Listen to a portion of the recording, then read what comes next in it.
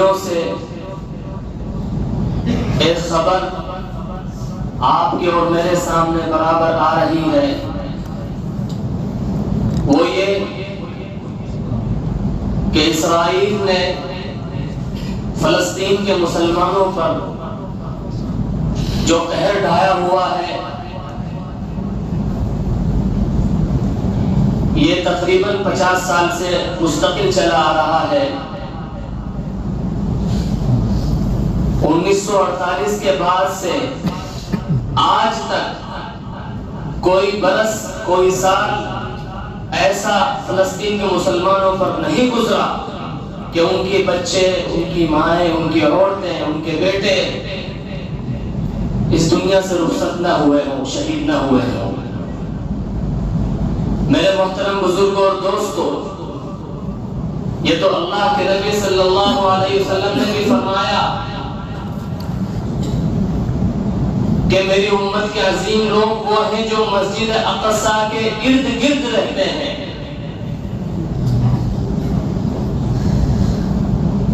उनको तो हर वक्त इम्तिहान है, चारों तरफ से उनको दुश्मनान इस्लाम ने घेरा हुआ है। तो मेरे मोहतरम बुजुर्गों और दोस्तों, इस ज़िम्न में ही मैं आपसे आज बात करना चाहता हूं। वजह यह है कि मुसलमान आज का मेरे भाई तारीख नहीं जानते, तारीख से बेबहरे हैं। जैसा न्यूज चैनलों ने दिखा दिया उस पर यकीन कर लिया और एतबार कर लिया। उसी ज़िम्न में मैं आपके सामने बताना चाहता हूं कि इसके हक़ाइक़ क्या है, ये इस्राईल कैसे वजूद में आया, इस्राईल को क्यों बनाया गया, इस्राईल को कैसे बनाया गया, इसकी बुनियाद कहां रखी गई। मेरे मोहतरम बुजुर्गों और दोस्तों, मैं आप हजरात को 1920 में ले जाना चाहता हूं। वर्ल्ड वॉर 1 यानी खिलाफत उस्मानिया को खत्म किया गया। खिलाफत उस्मानिया जो तमाम मुस्लिम मुल्कों के खलीफा तुर्की में हुआ करते थे, बरतानिया ने अपनी ताकत, जुल्म और जबर के बुनियाद पर खिलाफत उस्मानिया को गिराया और ये चाल चली कि जिस खित्ते में जौन से कबीला, कौम, खानदान मजबूत हुआ करता था, उसको हुकूमतें सौंप दी गई। याद रखो, खिलाफत का इनकार करने वाले को अल्लाह के नबी ने फरमाया कि कत्ल कर दो। खिलाफत के इनकार करने वाले को कत्ल कर दो। यहाँ जो बटे हैं, जो मुल्क यहाँ बटे हैं, टुकड़े टुकड़े हुए हैं, इस्लाम की बुनियाद पर नहीं हुए, अरबों की बुनियाद पर हुए। वो कैसे? ये चीज अरबों के दिमाग में डाल दी गई कि तुर्की हम पर हुकूमत क्यों करे, वो तो एक आजमी मुल्क है, वो हम पर हुकूमत क्यों करे।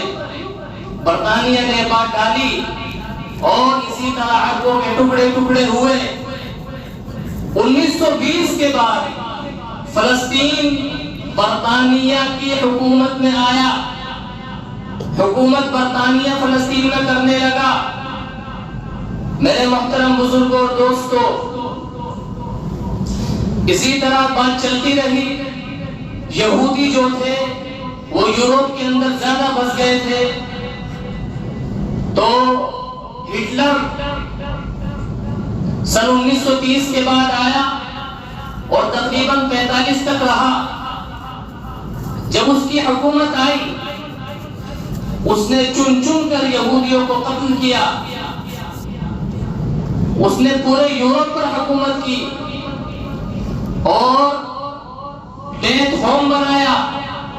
उसके अंदर पूरे यूरोप से एक ट्रेन भर भर के वो उसमें डालता था, उनके ऊपर चेकअप करता था। जब 1945 के अंदर बरतानिया और सोवियत यूनियन और अमेरिका मिलकर यूरोप पर हमला किया और यूरोप को हराया, हिटलर को मार दी, तब पता चला कि ये तो अजीब-ओ-गरीब मामला है। 60 लाख यहूदियों को बैत को कत्ल कर दिया गया। और पता है हिटलर ने क्या बोला कि चंद लोग इसलिए छोड़ रहा हूं ताकि चंद सालों के बाद तुम्हें पता चले कि मैं इनको कत्ल क्यों करता था।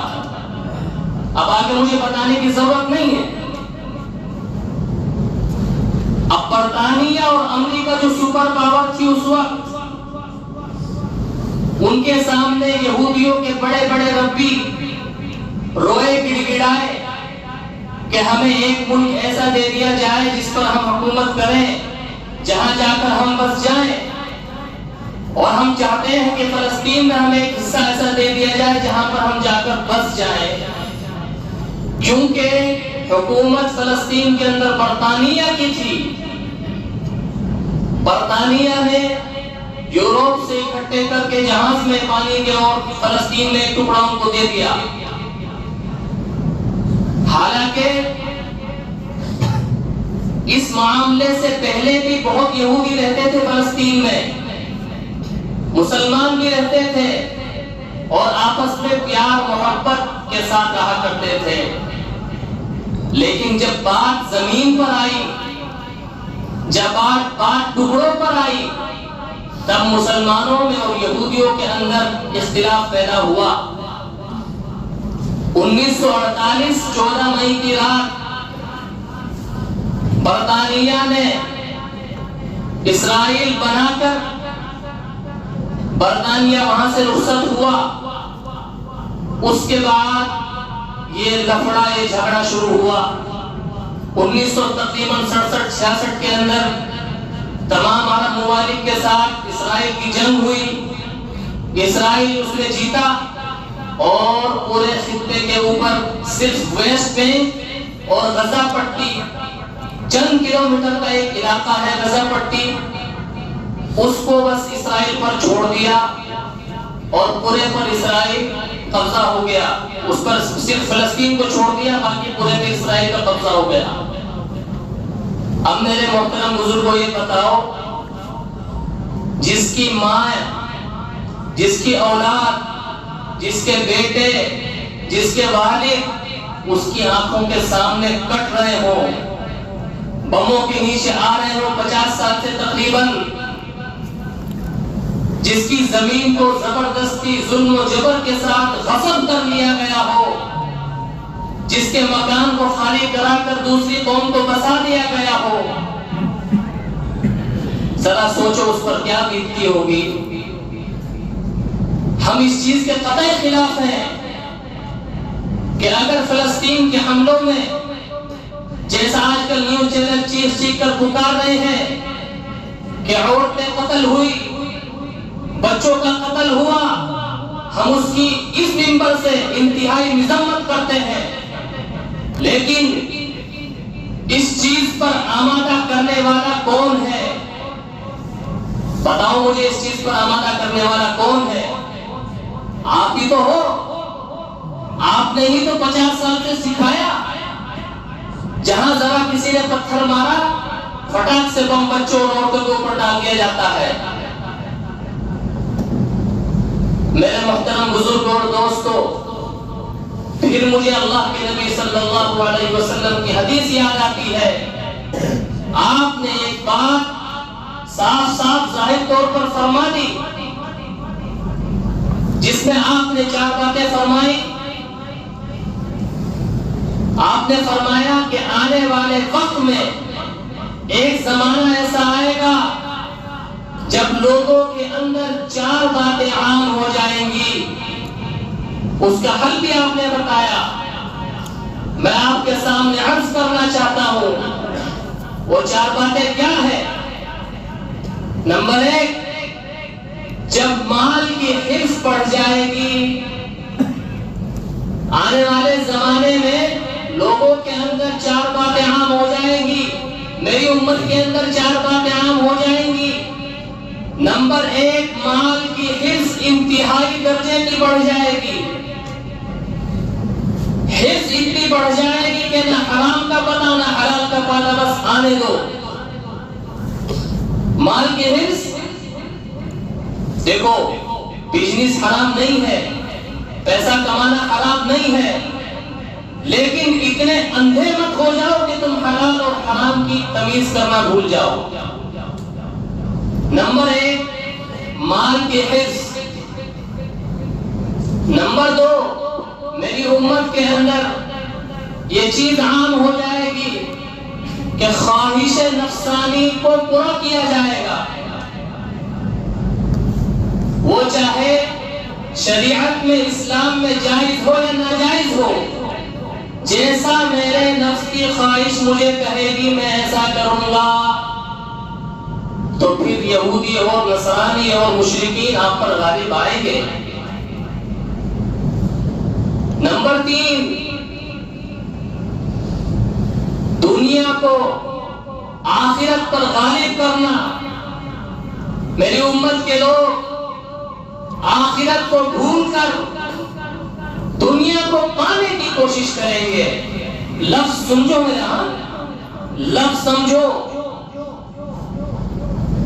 दुनिया कमाना गुनाह नहीं है, लेकिन आखिरत को भूलकर दुनिया कमाएंगे। क्या लफ्ज है? आखिरत को छोड़कर दुनिया के पीछे लग जाएंगे। ये अल्लाह के नबी सल्लल्लाहु अलैहि वसल्लम की हदीस है कि जब मेरी उम्मत के लोग आखिरत को छोड़कर दुनिया के पीछे लग जाएंगे, इसका मतलब क्या है? इसका मतलब यह है कि आखिरत की आखिरत में देखी जाएगी। फिलहाल हराम हो, हलाल हो, ऊपर हो, नीचे हो, जुल्म हो, सितम हो, कुछ भी हो, हमें दुनिया में फायदा चाहिए। क्या समझे भाई? बोला करो यार, हमें दुनिया में फायदा चाहिए, आखिरत की आखिरत में देख लेंगे। नंबर 4 सबसे अहम और जरूरी, अपनी राय पर मेरी उम्मत के लोग घमंड करने लगेंगे। यानी जो सऊद कह रहा है, जो मैं कह रहा हूं, जो मेरी राय है, मुझे उस पर घमंड होने लगेगा। जब ये मेरी उम्मत के अंदर आम हो जाएगी तो सहाबाए किराम रज़ियल्लाहु ताला अलैहिम अजमईन ने फरमाया, तो अल्लाह के नबी सल्लल्लाहु अलैहि वसल्लम इनसे बचा कैसा जाएगा? बचा कैसे जाएगा? आपने फरमाया लोगों की तरफ देखना छोड़ दो, लोगों की तरफ देखना छोड़ दो। हदीस और कुरान के मुताबिक चलने लगोगे, ऑटोमेटिक ये चारों चीजें निकल जाएंगी। मेरे भाई पूरे यकीन के साथ कह रहा हूं, 70 to 80% मुसलमान आज का देखा दिखाई में, माल के हिस्से में पड़ा है। दूसरे को देखकर अपनी ख्वाहिशात पूरे करने में पड़ा है। दूसरे को देखकर आखिरत भूलकर दुनिया कमाने में पड़ा है। क्या यह सच्चाई नहीं है?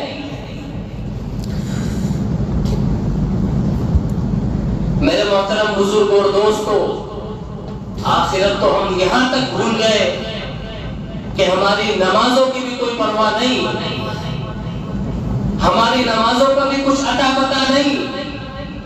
याद रखो, वो नसरानी और यहूदी जो आज आप और मुझ पर गालिब है, उसी में से किसी एक दाना शख्स ने कहा था कि ए यहूदियों, याद रखना, जिस दिन मुसलमान फजर की नमाज में जुमे की तरह जमा हो जाएगा मस्जिदों में, उस दिन उनको दुनिया की कोई ताकत नहीं है जो उनको दुनिया पर गालिब करने पर रोक दे। तो मेरे मोहतरम बुजुर्गों और दोस्तों, कमी तो अपने में है, कमी तो अपने में है। हम अल्लाह को भूले हुए हैं। तो मेरे मोहतरम बुजुर्ग और दोस्तों, बताना ये चाहता था कि इस्राइल, अमेरिका और बरतानिया की नाजायज औलाद है, उसकी कोई जमीन नहीं है। से हो चाहे इधर से हो, चाहे जब हुआ हो, उसकी हम कतई मजम्मत करते हैं। लेकिन जुल्म तो तुमने किया, सिखाया तो तुमने है, बच्चों के ऊपर बम गिराना तो सिखाया तुमने है।